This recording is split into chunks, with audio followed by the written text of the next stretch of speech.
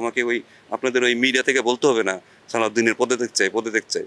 আমি যদি যেদিন মনে করবো যে না আমি এখানে ইমপ্রুভ করতে পারবো না, আমি নিজে থেকে সরে যাবো। এই মেসেজটা আপনাকে দিয়ে রাখি। আমি কেন ইন্টারেস্ট ফিল করতেছি? আমার এমন না যে আমার বোর্ডের চাকরি না করলে আমার চলবে না, বাট আমি ইন্টারেস্ট ফিল করতেছি কারণ হচ্ছে আমার দেখতেছি ছেলেগুলো চেষ্টা করতেছে, ছেলেদের কালচার চেঞ্জ হচ্ছে, ছেলেরা ইমপ্রুভ করার চেষ্টা করতেছে। সো যে কোনো কোচই আসলে চেষ্টা করবে যে না ঠিক আছে এদের সাথে আরেকটু সময় দিয়ে হয়তো ছেলেগুলো ভালো জায়গা দেবে। আমি ব্যক্তিগতভাবে আমি মনে করি আমাকে ওই আপনাদের ওই মিডিয়া থেকে বলতে হবে না সালাউদ্দিনের পদে দেখতে চাই। আমি যদি যেদিন মনে করবো যে না আমি এখানে ইমপ্রুভ করতে পারবো না, আমি নিজে থেকে সরে যাবো। এই মেসেজটা আপনাকে দিয়ে রাখেন, ঠিক আছে? যদি মনে করি যে আমি ছেলেদের ইমপ্রুভ করতে পারবো না, ছেলেরা ভালো জায়গায় যাবে না, আমি থাকার মতো লোক না, ঠিক আছে? আমি নিজে থেকে সরে যাবো, ঠিক আছে? আমার ওই গাছটা আছে আমার। সো আমার কাছে মনে হয় যে আপনারা একটু ছেলেদের একটু মেন্টালি সাপোর্ট দেন, ছেলেরা ভালো অবস্থায় যাবে। স্যার, আপনার কথা বলছিলেন আসলে আমরা কি এটা ধরে নিতে পারি যে আপনি বাংলাদেশ টিমের সাথে থাকছেন সামনের দিনগুলো যদি সব ঠিকঠাক থাকে আর কি? আমার ইচ্ছা আছে, আমি আমি বললাম তো আমি যে দুইটা সিরিজ যেভাবে কাজ করেছি, ছেলেদের সাথে যেভাবে আমার আমার সমঝোতা বা ইন্টারাকশনটা যেভাবে হয়েছে, আমার কাছে মনে হয় যে হয় ছেলেদেরকে আমি হয়তো ভালো বুঝতে পারি। ছেলেরা হয়তো আমার কাছে অনেক তাদের সব সমস্যা বলতে পারে, এবং এটা হেড কোচ বলেন বা বোর্ড বলেন, তাদের সাথে আমি হয়তো একটা মিডলম্যান হিসেবে হয়তো আমার কাছে মনে হয় যে ছেলেরা আমাকে সব বলতো না, আমি এটা হয়তো বোর্ডের সাথে কথা বলতে পারি। এটা আসলে আমার কাছে মনে হচ্ছিল ছেলেরা অনেক আগে ইনসিকিউর ফিল করতো, যে বোর্ড আর প্লেয়াররা একটা এনিমি ভাব ছিল। বাট এই জিনিসটা আমার কাছে মনে হয় যে এই জিনিসটা আর নাই।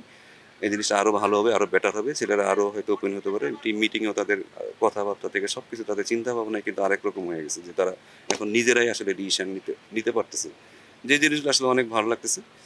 তো আমার মনে হয় যে এটা কন্টিনিউ করলে হয়তো আরও বেটার হবে। তো আমার মনে হয় যে দেখা যাক ভবিষ্যতে কি হয়। স্যার, আগে যে কথাটা শোনা যেত যে বিদেশি কোচদের আন্ডারে দেশি কোচরা আসলে ওইভাবে কাজ করতে পারে না বা কাজ করার সুযোগটা আসলে দেয় না। তো এবার আমরা আপনাকে মাঠে যতটুকু দেখতে পেরেছি আসলে আপনি আপনার মতো করে কাজ করেছেন, ক্রিকেটের সামনে গিয়েছেন, তাদের দেখেছেন, আসলে তার টেকনিক্যাল বা স্কিলগুলো দিকগুলো নিয়ে আলোচনা করেছেন। আসলে আপনাকে মনে হয় যে ফিল সিমন্স আসার পরে অবস্থার একটু হলেও উন্নতি হয়েছে?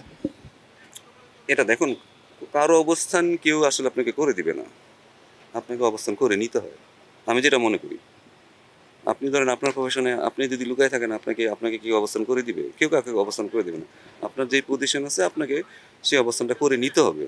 তো আমার মনে হয় যে তাদের সাথে তাল মিলিয়ে চলার জন্য বা তাদের সাথে আসলে ভালোভাবে কাজ করার জন্য আমার মনে হয় যে আমি সেই কাজটা হয়তো করতে পারছি বলে প্রথম দিকে, তাইলে হয়তো তারা আমার উপর ট্রাস্টটা নিয়ে আসছে। কারণ এটা তো একটা ট্রাস্টের ব্যাপার। আমি যদি হেড কোচ হই, আপনি আমার যদি মনে হয় যে আপনি দিয়ে আমার কাজ চলবে না, আমি কি আপনার সাথে কি আমি কি আপনাকে সেই ক্ষমতা আমাকে দিব না তো? তো আমার মনে হয় যে সব কিছু ট্রাস্টের ব্যাপার, এবং আপনার আপনার আসলে আপনার হয়তো আপনি বুঝতে পারবেন যে আসলে কারে দিয়ে কী হবে। আমার কাছে মনে হয় যে এইটাই হয়তো আমার সাথে সিমন্সের একটা ভালো আন্ডারস্ট্যান্ডিং হয়েছে, বা আমাদের বোঝাপড়াটা ভালো হয়েছে, বা টিম ওরিয়েন্টেড। আমরা সবসময় টিম ওরিয়েন্টেড চিন্তা করি, যে আমি সিমন বলেন বা মুস্তাক ভাই বলেন, যেই বলেন, আমরা সবাই টিম ওরিয়েন্টেড চিন্তা করি। তো আমাদের তিনজনের আসলে মনের মিলটা খুব ভালো হয়েছে। এই জন্য আসলে আমাদের কাজ করে আমাদের এনভায়রনমেন্ট আমার কাছে ভালো।